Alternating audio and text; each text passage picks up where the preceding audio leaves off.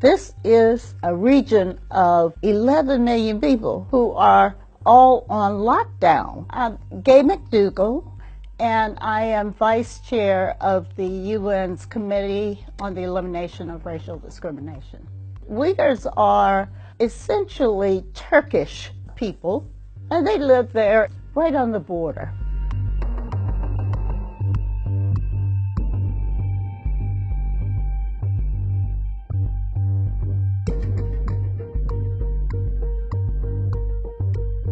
They see the Uyghur population as potential for religious extremism and terrorism. So they've decided that they need to take all measures that they can, whether they comport with human rights standards or not.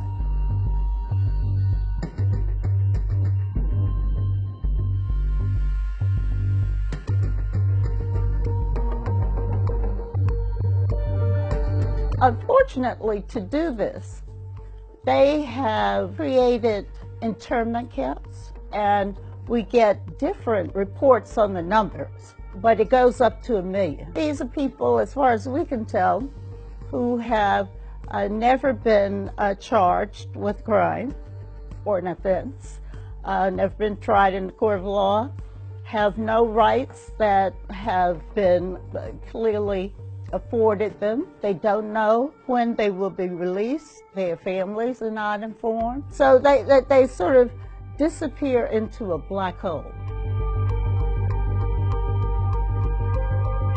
In China, there are laws that have been adopted that have very vague definitions of terrorism, of extremism.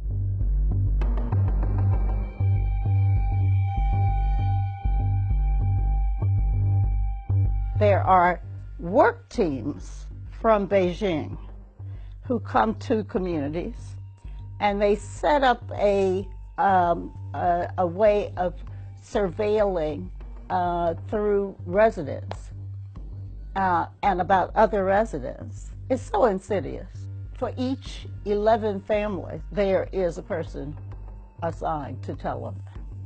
What they tell, God knows. And of course, if one tells, then one gets in some way rewarded, and there is an incentive to not necessarily be fully truthful.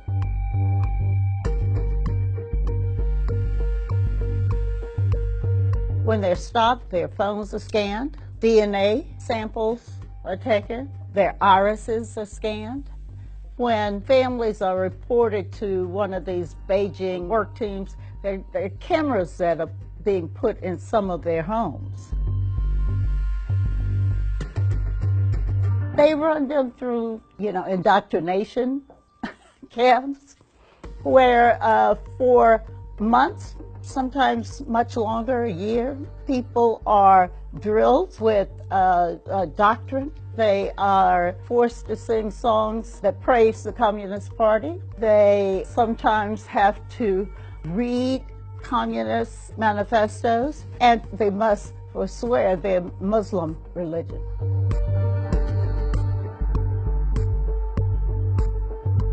Yes, there have been riots, but I don't think that there's anything that would challenge the authority of the state. Even people who are not in detention are being subjected to extremely harsh situations and surveillance for absolutely no reason that is noted, certainly not for violating any laws. Anything that identifies him as being Muslim, in the government's view, also identifies him as being a terrorist.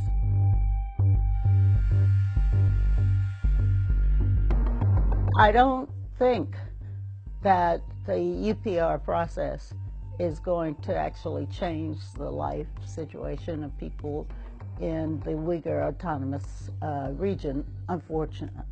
What really should happen after a report like the report made by my committee is that there should be political, diplomatic pressure put on the Chinese government.